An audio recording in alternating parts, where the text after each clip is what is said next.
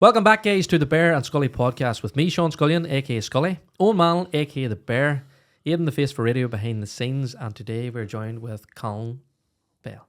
Welcome to the show. Thanks very much, Colin. Thank you for coming up. Not at all. You've made your journey up from Newry there. Today, Colin, we've asked you on. Obviously, you're the founder of the Kevin Bell Repatriation Trust, and we're gonna get into that. But before we normally get into the how, what, and where, we'd like to find out about our guests and where you grew up and where you're from, and then we'll move on. Certainly, yeah. Well, I'm from Newry, obviously, born and bred. Went to the Abbey Primary School, then on to the Abbey Grammar School, and then I went to St Joseph's College in Belfast and trained to be a PE teacher. Taught for 14 years in the St Peter's Secondary School in the Falls Road, and then it was amalgamating, so with 3 other schools, so I got a transferred redundancy back to Newry, to the Abbey Primary School, and I taught there for 40 years. So Back to where it started. Back to where it all started. My father actually was the vice principal there. He taught in the Abbey Primary School for 43 years, and then I did 26 years in it. So God help them. You'd have seen some changes in 40 years of teaching. Oh, surely, yeah. But it was a good time. I enjoyed it. I always enjoyed it. Like, I was big into sport, and as I say, I trained as a PE teacher. I was head of department in Belfast, and then when I went back to home to Newry, then sure I was big into the football. Took all the football teams, took all the sports in the school, and really enjoyed it. Me and Sean's primary school teacher was Peter Canavan, and I often tell him I was the better baller. Tried to get me to play for the college team a few times, but I was always after the coin. There wasn't enough paper. I was always after the coin, so I was turned them down a few times. But anyway, and you've always lived in Newry. So was it always a goal to come back then to the Abbey, or were you happy in Belfast? No, I was very happy in Belfast, but then, of course, I got married. I think I started teaching in St Peter's in 1974. I got married in 1984, and then for the last 4 years I was travelling to Belfast, so it was good to get home to Newry, so I didn't have to travel. When the handbrake comes on, it slows us all down, doesn't it? And then you settle down, and then children. Yeah, we were married for 10 months, and we had twins, Sean and Ciara. And then 13 months later, we had twins, Kevin and Brenton. And then we had Eamon, Connor, and Maeve. So we had 7 children under the age of 6. Jeez, you're a busy man, hey? Oh, yeah. No bother. You were hard at work. No TV. Any wonder he took the football teams? He was what was it? Are we starting another club up there? I'll be your man. 2 sets of twins under 2. Under 13 months. I'm saying that's tight. Like I have any sort of clue. I don't have a clue, but that's. Is that at that kid? There has to be like a rarity of that, isn't there? Well, I don't know, but I've never heard of 2 sets of twins in the one house. There's plenty of people. I think once you have multiple births, the chances are the next time you're yeah. So we're lucky didn't have 5 sets of twins. Yeah. So. And look, then obviously, with the boys, were you trying to field half the team, or what way was it you were working? Well, we had five boys and 2 girls. And all sports mad? No, not really. No, I think Brenton would have been the best of them. Now he was into sports, and Kevin a bit, but he only did it for the crack, So sometimes I think that's the best way to get the crack. He wouldn't have been too serious about it, not like his dad. Yeah. Well then, before we go there, we obviously know that you've suffered your own personal tragedy before the trust, and we're going to get into the trust. But Kevin had moved away to America. Was it? Was he working out there? Or? Yeah. Well, what happened was Kevin was just young lad, full of crack, mad for life, enjoy. Just every day was an adventure with Kevin. Kevin would never have sat in the house in the evening. Like, he always had to be up, out doing something. Like, him and his mate would have gone to Derry for a cup of coffee, rather than or take up fishing for a week. Where they would do. But just, he loved life, and he loved travel. So he had been a year in Australia, and he had done all, Bali and all this, and he was a big personality. Now, he was quiet young lad growing up, but then sort of came into himself, and just loved the crack, and went out to a friend in New York, and liked New York, and then he came home and he says, I'm going to go out there. So he was out there, and he'd only been there 10 months, unfortunately, when he was killed. The day you got that call, and we've had parents, and it's the single worst thing that you'll ever hear. But the day you got that call, who was it contacted you? Well, as a matter of fact, Kevin was killed on the 16th of June in 2013. I was actually 60 on the 15th of June. And that was the Saturday. And on the Saturday morning, we were having my parents and family and all up, and we were for a celebration of my 60th birthday, and myself and two of the other boys' sons, we were out the back putting up a gazebo. And Ethna called me in, and when I went in, Vincent and Caroline Toner. Now, Kevin had gone out to their son in America, and he, before, rather than get a cold call, he knew that Kevin had been killed. He contacted his parents, and they came up, and Ethna saw them coming, and she knew immediately that something was wrong, and she opened the door to them and said, "This Kevin, isn't it?" And they said yes. She said, "How bad?" She said, "It's the worst." So that's how we found out, and we were glad. There was a big thing for Vincent and Caroline, a very brave thing to come, and imagine having to tell somebody that your son has been killed. But rather than getting a cold call from New York, we're still very grateful to them. It is when tragedy strikes like that. It's the small comforts, very very small comforts, and it does make a difference. After you come out of the midst of you never come out of grief. You never outrun grief. Grief's always there, but it's the wee small things, and I'm sure for them to have to do that would have been absolutely brutal. But it's them small mercies, and that's exactly what the trust is now doing. But we'll go on to talk about it. But that, how do you process the reality of that? Well, when you get news like that, as I said, as you know, we had 7 children. Ciara, Sean was at home, Brenton was at home. Ciara, she's married and with grandchildren out in Saville, about 10 minutes away from us. Connor was actually in Australia. He was on a 10-hour bus from Brisbane to Cairns or somewhere. He had to be contacted. Eamon was in Perth in Australia. He'd been out there for about, I suppose, I suppose about a year or two. So there was the practicalities of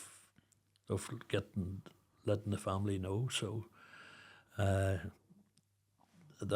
was very tough, just to, I had to go out and tell Kira that Kevin had been killed. I think she was 8 months pregnant at the time, and then contact the boys. And lucky enough now that the two boys were in Australia, and the fact was that Connor was able to fly to Perth, and the two boys were able to come home together. They didn't have that long journey, on their own. But it was, I'm sure We've had parents on, and we've discussed it. To me, it's clear to see is the single greatest pain that you could ever, like, to lose of a child, and like it's absolute tragedy, and it's something for me. When we listen, we can only sort of imagine, and that's maybe a percentage of what it really is, and that's a lot of parents out there. You think that there, and you can only imagine it, and even then, imagining it's not, it's nothing. It doesn't even touch it, but and it's not something that I want. But when he died out there, then what was the process then for you then? Because obviously now you're fully aware of this, but what do you do then? What is the practicalities then? Do you go to book to go out and find out what's happening, or what way does that work? Yeah, well, we were so, we've taken over 1,700 people home, and there was not one of them was ever quicker home than Kevin was. Kevin was with the Armagh Gaelic Club in New York, and Ethna's cousin, Nasa, she lived in Manhattan, and she knew a lot of, the right people. So Kevin was killed about a quarter to 3 on a Sunday morning. His post-mortem took place on Sunday afternoon. On the Monday, the Armagh boys got a car, collected NASA, and they went everywhere that needed to be seen. And if they went to a place and they were told, right, yeah, come back, and she just said, no. I need that. We have family at home waiting here, and then move on to the next place, get all the paperwork done. Kevin was released to the Undertaker on Monday evening, and he was on the plane home on Tuesday evening, and he was in our house on Wednesday. And that's just unheard of. You know what I mean? Let's say 170 or 1,700 repatriations, and his was the fastest. And he actually, the two boys were able to get home. They arrived home on Tuesday afternoon, so we were all together again then on the Wednesday. But that's a lovely thing to see, because I think you find here, whenever a tragedy strikes like that there, nobody really knows what to do. Yeah. But whenever you're in a community, which is such a tight community, and even in the football clubs and everything else, you find even around here locally in Cookstown, stuff like that happens, and the community just come up trumps. It's amazing that it is just. We learned of Kevin's death at 11 o'clock in the morning, and news broke. I'd say, around the town about, say, early afternoon. Well, all his mates. Kevin had a big circle of friends, and they all just arrived. And all they did was stand in the front garden, and they're all together, and they were all heartbroken as well, so that's why the Kevin Bell Repatriation Trust works. We're unique in the world because of community and community in Ireland, and parish communities, football teams, Gaelic clubs, neighbours, everything. We are unique. There's not another repatriation charity in the world anywhere. it's unbelievable because the amount I've heard about the Repatriation Trust and the amount I've heard about the work, and it's the sad thing is I hear about it more, and like that is the thing. But you even touched on it there, young lads and things like that, and the community come together. Sometimes you see that there and nobody knows what to do and everyone's lost, and especially young lads, they don't know how to talk. They just sort of come together and just stand around that bit of company, that bit of you're going mad in your own head. And like what I always say, when tragedy strikes like that, everything's a blur. For everything's happening sort of like you're outside of yourself. You're not in control and you're not sure, and you're not. It's these moments when people do them things that and Nasser, you were talking about there. It's the right people seem to be in stepping up, and the right, that was obviously that determination, and that where a more timid person might go, okay, we'll come back and slow it down. It's that sort of tenacity, that the right people coming together, them lads driving round and just pulling to make that absolutely brutal, horrible. I can't even put it into context, the trauma time, but when people do that, and you had your boy back with you, you do anything to have them back that hour sooner, that day sooner. Oh, absolutely. So like it means that much to people to have that. Well, the whole fact of the matter is that I know, like as I said, Sunday morning, terrible news. Monday, Tuesday, waiting and not eating, and when Kevin was carried into the house on the Wednesday, the sense of calm and peace, and he was home, he was safe, and his mum was able to hold his hand, and that's partially one of the reasons why we set up the trust too. In that families, the relief to have your loved one home is so important. But even for his brothers and sisters, to lose a sibling, to lose your twin brother, I can't imagine. Like, there's 4 boys in my house. I can't even imagine losing any of them in that sort of circumstance, But it's bound to be so nice to have in a big family and to have that support inside your family. Like, it's not a one child. No. You know what I mean? You have a loving family that's there to support each other. Absolutely. Even though the community's still there to help, but your family connection was there too. Big time, yeah. No, it's we are very lucky in that. The children, as I say, all grew up together. There wasn't a single child in the house. They didn't have to be amused because they always had somebody to play with, and they grew up, and they were all very, very close. And thankfully, thank God, they still are. They're very, very close. And then last year, you just had sent a wee thing through beforehand. So last year was really your busiest year out of the 10 years that you've been doing this. Am I right? It was 271. Yeah, that was flowing home.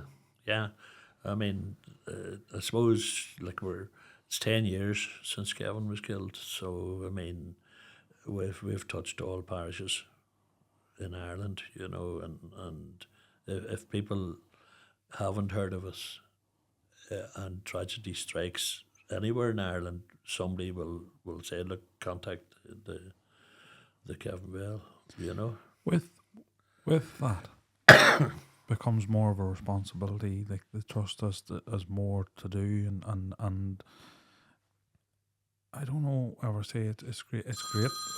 So, just for some of the listeners that don't know, and this is the nature of it, we just took a wee short brief break there because your phone. You are only the second person we have said keep your phone on. Normally, we always say take your phone off, but we had CRS and yourself, and like, time is the essence. You're always available. Yeah. And that unfortunately, that's the nature of it, and that just shows that you just. We're on the 10th of January, 11th of January now. 11th of January. And how many deaths have the trust? That's number 12. So I mean, in July last year, there was 35. You know, that's the most in 1 month. But, you know, as you were saying, like, we're well known now and probably... And you see, the fact of the matter is not just that we pay for repatriation. I mean, if a family rings us, I mean, they don't have to do anything else. We can take it out of their hands and say, look, we'll take it from here and we'll organise it. And that's a big, you know, thing for a family too, you know. So, and I hope you don't mind, Colin, I'm going to ask you, you said your son had been killed. What had happened? Kevin had been out on Saturday night as normal, probably Friday night and Thursday night, but he had been out on the Saturday night and he got a taxi back to his apartment. He got out of the taxi, and a speeding white van came round the corner, out of control, actually hit him and put him onto the road, and where another car hit him, and they both drove off, left him lying. But mercifully, I suppose, like, he wouldn't have known anything about it, and died instantly, you know. So. And who was with him that night? Any of his friends or anything, or was he just getting dropped off? He just got the taxi back to his apartment. Yeah. Yeah, he'd been out with his friends, surely. Mm-hmm. Yeah. And in that situation, has anybody ever been charged for, like, obviously No. the van and the car drove off? No, nobody did. But it's not something that it doesn't eat at us. You know, I suppose. I mean, they have, whoever did it has to live with it. Yeah. You know, but I mean, it doesn't eat at us, or we accept that it was Kevin's time.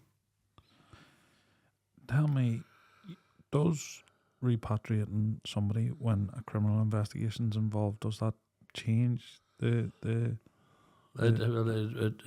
does, in that, you know, they might have to the post-mortem, they may have to you know, do or take a body part or whatever, you know, for after. But I mean, it generally would put a couple of weeks on to repatriation. I mean, generally a repatriation from anywhere in the world pre-COVID was about 7 to 10 days, and now it's probably 10 days to a fortnight.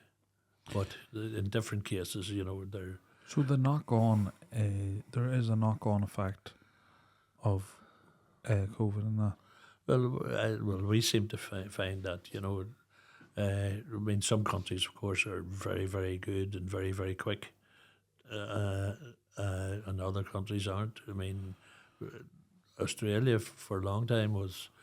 You would have had somebody home in 10 days now, and now you find it's maybe gone up to a fortnight. It could go to 3 weeks, you know. And I mean, for a family to be sitting at home for, you know, that's just there's a lot of viewers and that'll be across in England and America. Now, this is what I would say.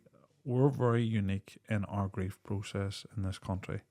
We are normally at home, and it may vary, and some might say normally it's like a 3-day wake. Then we have our burial or cremation, whatever the family choose.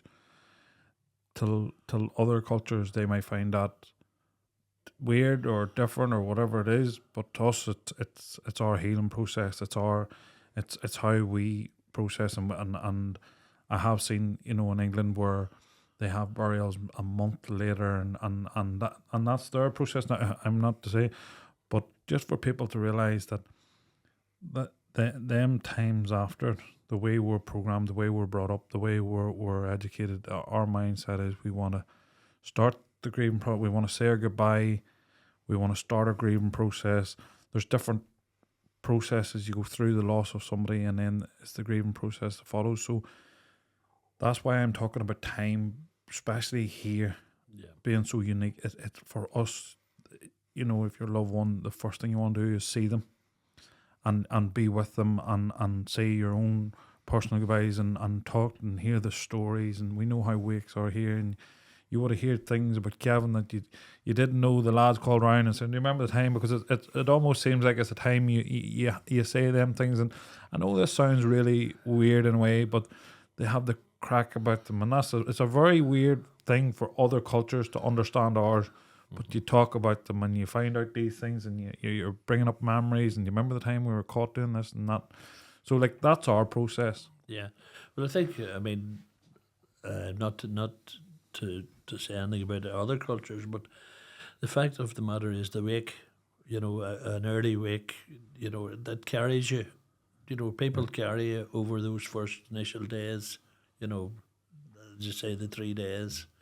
I mean, and then it's after that where you do your grieving and stuff like that. Or you're too busy, probably, with the wake. And it does, the first, the support you get in those 3 days is so important.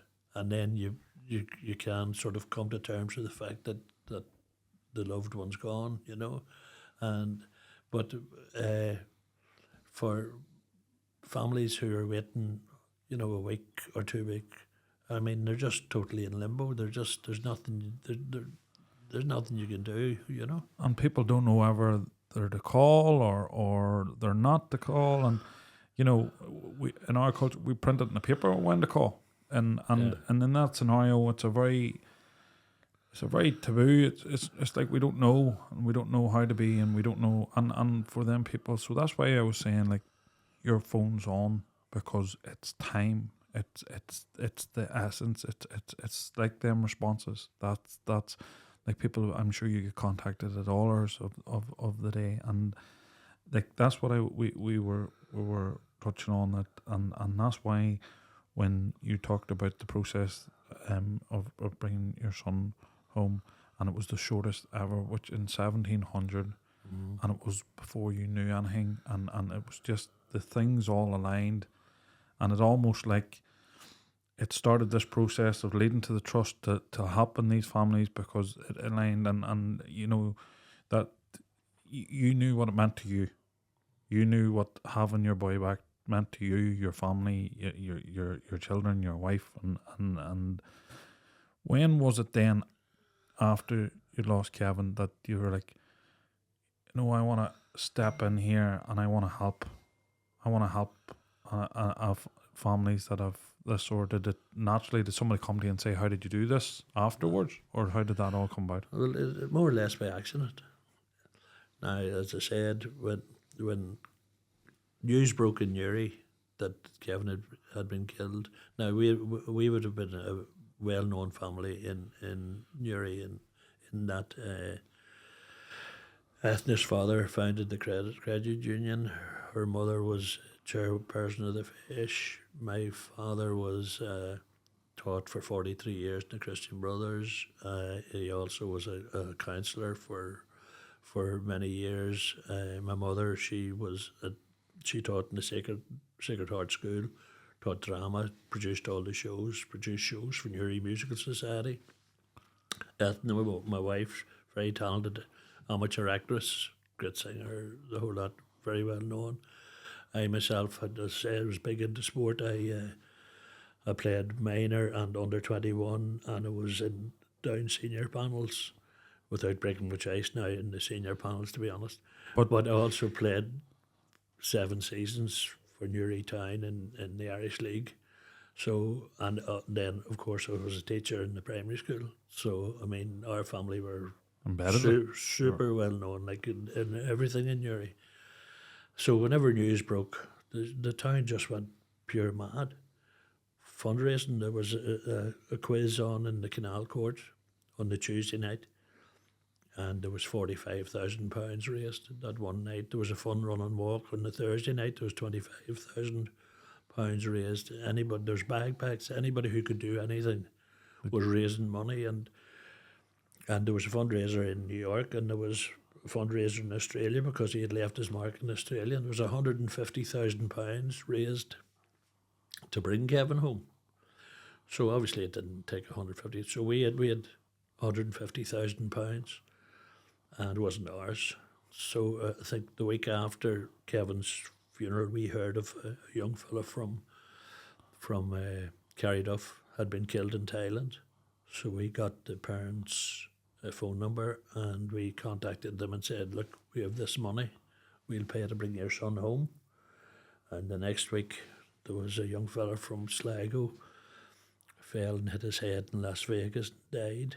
Again, we reached out to his parents and said, we have this money. We'll pay to bring your son home. Then the next week, there would have been another one. And we thought, right,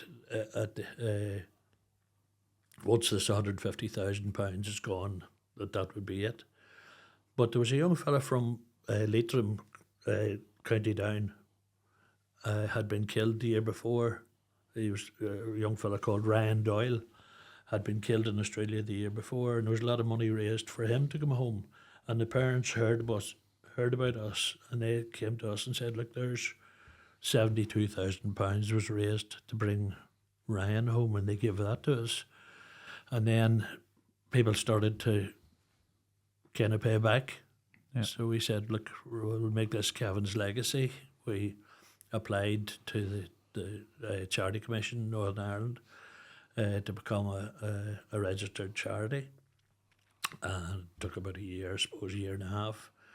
And then we applied to the charity regulator down south to become a registered charity down south as well. And as I say, the rest is history.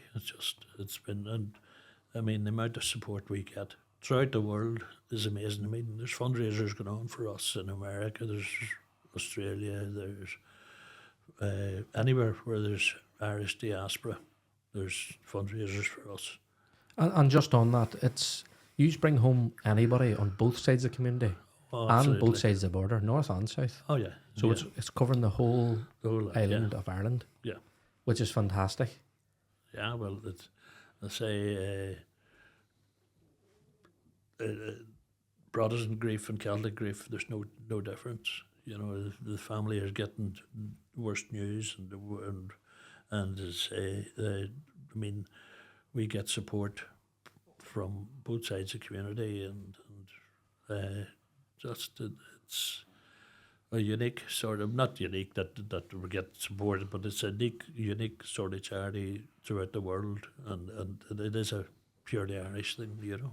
But I do believe that it's unique in that too, because grief unites you. You know, when grief hits or tragedy hits, there's not a lot of things matter. No. You see things you get a very clarity on sometimes on vision, and it doesn't matter.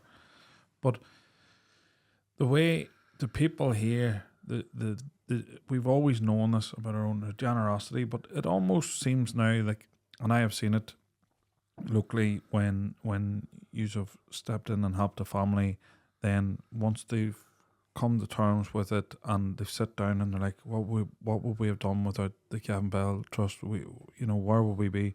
And it's not that they're compelled to, they want to then fundraise and say, well, we want to pay it forward to the family that's coming. So they then tend to fundraise, and so as you've seen the 150 going out, and then once time is settled, these people were like, you know what, that was unbelievable what was done for us. And then you're starting to get it coming back, and like, you know, these things, to repatriate a body. And I know you can't typically, because you could be repatriating from England, you could be repatriating from France or America. I've seen the list of countries, and it just literally nearly lists every country in the world.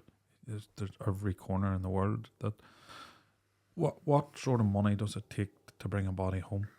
Well, as you just said, generally, I mean, it's different country to country. So if you want to take somebody from England, it's generally between 1,000 and 2,000. Take somebody home from Europe, you're talking maybe £5,000-6,000. You want to take somebody from the Far East or whatever, it's generally around 8,000. If you're talking Australia, maybe 10,000. America is very funny because you can take somebody home from the West Coast for maybe 6,000, but take somebody home from New York, it could be 12,000. You know, it really all depends. But we don't mind. You know, if they said it costs £25,000, well, we're lucky we have it, and we know there's a family waiting. So I mean, we're not going to quibble over price. But generally now, you see, because we're going 10 years, if somebody dies in New York, we know the undertaker that we're going to use, or Melbourne, or Sydney, or You've created connections. yes, yeah. So generally, if I get word like I did this morning, and that's from the Far East, well, I know exactly who I'm going to contact. You know, and it's really one email will, and because of the fact used to be that we would have to put the money up front, but now we can. They just go ahead and do it, and then they'll bill us after. You know, well, of course, the thing was we had a meeting with the third year in. We had a meeting with Jimmy Deenan, was the Minister for Diaspora down in the Republic, and after that meeting, every embassy and consulate in the world, the Irish embassy, have our number, our contact details. So you're saying you had what is the Minister of Diaspora? What is that? He's for all the Irish people who live abroad. Oh, okay. Yeah. So after that, all the consulates and embassies were given our number, and so now even if we've onto a new country, you know, we just say, look, if you've any problems, contact the Irish embassy. They'll guarantee that we're, you know, they'll guarantee our bona fides. The one thing, Colin, there must have been serious frustrations at the start when dealing with the bureaucracy of things in new countries that weren't aware of who you are, and you know, it's a good thing. It's a bad thing that so long and so many people, but in a way that the system's become much slicker. The people, you know, the thousands we were talking about, like there's people that like they couldn't afford to bring it's an expensive thing and they can't afford it. So not just for financial, because if you had the money, I'm sure a lot of people come to you, the wealthy families, but they just don't know the first step of what to do. Exactly. Yeah. I mean, we have those as well, and I mean, as I said earlier, if somebody contacts us, they don't have to do anything else. I mean, we'll make all the arrangements and keep them updated and let them know what's happening and when to expect the body home, and then. So I mean, as I say, that's a big thing as well as the financial aspect. Yeah, because you're talking there about the massive financial burden that's on the families. You know, how do they come up with the money? So you're removing that, but it's also the massive logistics around that. So what is that process? What does that process entail? Well, I mean, first of all, a person dies abroad, they have to go for a post-mortem. And after post-mortem, the death certificate is issued, and once the death certificate is issued, then the body can be released to the funeral home. Now, the funeral home will then maybe have to go to courts to get the papers for release, because you just can't fly a body out of a country. You know, there has to be, you know, even if somebody dies in England, we have to get an out of England certificate. You know, so I mean, there's the courts, the paperwork, and generally that'll take maybe 2 days, 3 days. It's yourself and who else then? Obviously, with the amount of logistics is Well, we have one employee. That's Mairead in the office. She's the office manager, and she does all the financials and stuff like that there. And she works from 9:30 to 1:30 every day. So she's part time. She's the only paid employee, and we've got. I mean, our trustees are all friends of Kevin, or friends of ours, and they all. I mean, like, we have the manager of the credit union. We have accountants and whatever, and they all. I mean, it's very, very local. Yeah. You know, there's only 2 people in the office, and we do all the repatriations. You must never stop, No, because never stop. between, I've followed you for quite a long time, maybe a couple of years on Facebook there, and I see, like, if you're away in America, and there's a lot of, like, nights being held for the trust, and they obviously want you there, but you're still working, and Yeah, well, I'm very lucky in that now. Maria has been working with us now, I suppose, this last 6 years, and she can, whenever I, like, as I say, I would have to go to New York maybe 2 or 3 times a year for check presentations, and they do want you there. And last year, there was if you remember, Damien Casey from Dungannon, who died. There was there's a lot of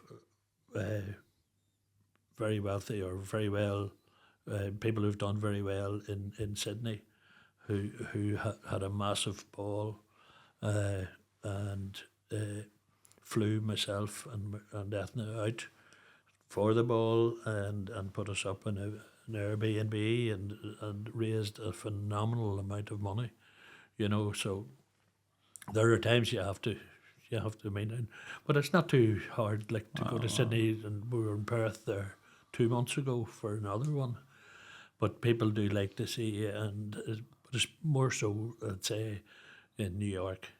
But and you know what? That has to be that side, everything that, it's all wrapped in grief, and people have lost. So, like, that side of things must be enjoyable, where you see that the community coming together. There's something beautiful about a community pulling together, and we never lose the reason why, and why everyone's come together. But just, it must be nice to know that your son's legacy, and it's just taken on, and what it's become now, and the families it's helped, and the thousands of people that you're not even aware of, that the pain and suffering that's been eased. And we'll move to a few messages that I've actually received personally that I know firsthand. But that must be nice when you get to go and you're like, look what these people are doing, like the kindness and the thing. And I know sometimes, because you're so busy, that to take that time and have to do this, it's like, I'm busy, but to do that must be a nice side of it. Oh, I mean, I'm somewhere every weekend. Kenmare there a couple of weeks ago, Limerick. I would be down all over Ireland. I mean, my diary is pure mad, but mostly weekends, but very seldom get a weekend at home. But at the same time, it is, as you say, it's lovely to meet the families, and they are so appreciative, and like, we're very happy that and grateful that the support we get, which is phenomenal. So just a question I have. So obviously the trust is set up there to bring loved ones home, but I want to talk a wee bit about insurance. So the likes of people that are away abroad and they have their own insurance, do you step in at that time or anything? You have no involvement at all. So the insurance will. So if you just talk a wee bit about that. Yeah, no. Things that, well, if a person has insurance, then the insurance, we're only really doing what the insurance company would do, and taking that burden off people. But things we don't do, like, I mean, we don't do dying wishes. Somebody who has been in New York for 60 years and their dying wish was to be buried in Ireland. Well, Have you received? Oh yeah. yeah. But I mean, but unfortunately, You have to limit. You yeah, can't. you can't, and we can't do cremations either. Yeah. You know, we repatriate bodies because if we were to pay for every Irish person who died abroad, whether it's repatriation or cremation and repatriation, I mean, we just wouldn't last. Yeah. You know, so and there are, I mean, there are times that you know you just have to say, like, I'm sorry, that doesn't really qualify, you know, or And you know, we spoke to other charities that have set up in trust. It's not an endless pot where you can just decide that anything can come under that, and I wouldn't say abuse, but just it you've set it up for people that have been travelling and tragedy has struck. Yeah. And that was the same as happened to your own family. Yeah. That was what this was set up for, and that's who you help. So Colin, this is something I want to be clear that if any of our listeners, and I have a sister who has been in San Francisco for 10 years, and it's maybe important for them that maybe she's never thought of this, but people go out with travel insurance. That's one thing. If you become a citizen in another country and your wish is to be repatriated, is there an insurance you can get in America that would do that, or is that something that you need to be put in a fund or? No, I would say I don't know if there is an insurance in America, but I mean, if you intend to be buried at home, then you should be making provision for it. I mean, and another thing, insurance is so important. And we have cases where people have died in away on holiday, and they're 81 or 82 and haven't got insurance. I mean, that's just being silly. You know, I mean, when you travel, you should have insurance. But I mean, our case, I mean, as you said, would be that hopefully for people who young, more or less, as you said, we set it up, for cases such as Kevin, who've gone over and tragically have been killed, and who wouldn't have thought of insurance or whatever. But I mean, people who travel on holiday and maybe and don't take out insurance. I mean, we do take an awful lot of those home.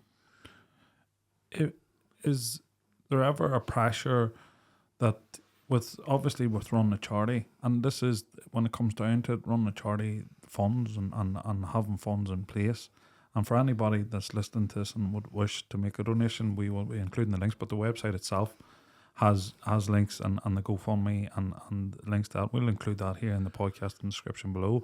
But has there ever been a time that you've sat down and you sort of went through it and the trustees and you're like, we're close, we need to start fundraising again, we need to put it out, do you ever be worrying that? No, we have to be the luckiest charity in Ireland.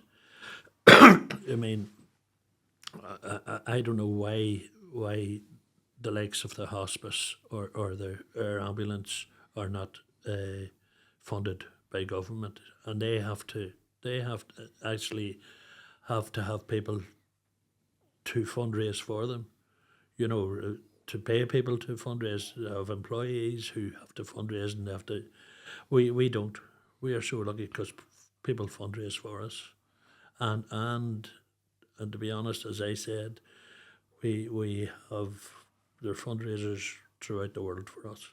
Anywhere where there's Irish people, there's fundraisers, and the people who haven't used us, fundraise for us, and I mean, we're a very, very lucky charity. It's maybe more a sign of how significant of the role you played in the life of the people that you've touched. And I had actually last night before you come on, I put my personal one. I didn't want to put it too much, but I'd asked had anyone had any dealings or with the trust or touch. And recently there was a massive tragedy here in our local parish, and it's just brought a cloud over it. Young lad, Matty McGuigan, went out to Sydney, and Kildress has been in mourning since, and it rattled a young lad, real good footballer, just basically what you were describing, just heart and soul, went out with a girlfriend, and 2 days later he passed away. And his mother contacted me and his girlfriend, and they just wanted to thank you for what you done and what they said that in that despair. And they're still coming to terms with it, but what it eases for families, what it does for families, can never be underestimated. So it's absolutely, it was a massive driving force for us why we wanted to have you on, because it is unique. It's not like another charity that we spoke to. That it's people don't even want to begin to think about that. They don't even want to begin to know how they would go about that or things. So that help in that time is not calculable. So from all them people, there's a massive thank you and an amazing legacy from your son that's being left. It's and hopefully for generations to come, and hopefully it's never needed. We know it's needed. So be practical about it. We know it's needed. So we know that there'll always be the situations, your phone never stops. We know that there. But it's like some of the services you talked about, the air ambulance, the fire service, the people, you hope you never come into contact. People will hope they never need to phone you. But if you do, the godsend that you get that there is somebody there doing that. So it's unbelievable, and fair play to you and your wife and your family and all the ones involved in that. And I would say to people, if you're watching this, donate to something that you hope you never need the benefit of. Any charity that you never need the benefit. And as you said there, you're not paying people to go out. The money that goes to the trust, straight in. But maybe Sean has a few more questions, but I just think it's amazing what you do. I think it's especially even just recently in our community, it's amazing. Well, I heard of the trust, but it was lovely just to get a bit more of an insight into it, because as we talked before, there's so many Irish are away in different countries. Like my brother and his wife and the wee boy, they're out in Australia, and it's probably not anything that they have spoke about as having an insurance if anything ever happened to them. But it was nice to get a bit of an insight into that, until the logistics of it and how the trust works and everything else. So thank you very much for coming on. Not at all. It's been a pleasure. Thank you. Thank you. Man, cheers, Colin. So guys, just before we wrap up here, Colin's now left us. He's away on, but would just like to reiterate the importance of the trust and the hard work that him and his team put in. Even more so locally, over the last few weeks, the cloud that's been over the local community of Kildress, and we'd like to dedicate this podcast to Matty McGuigan, to his girlfriend, to his family, to his friends, and to all the community of Kildress. I'd also like to take just a wee minute and think of the families that don't know they need that service yet. So if you can donate and you have a few pound, please jump on the link and donate to a very, very worthy cause. Thank you.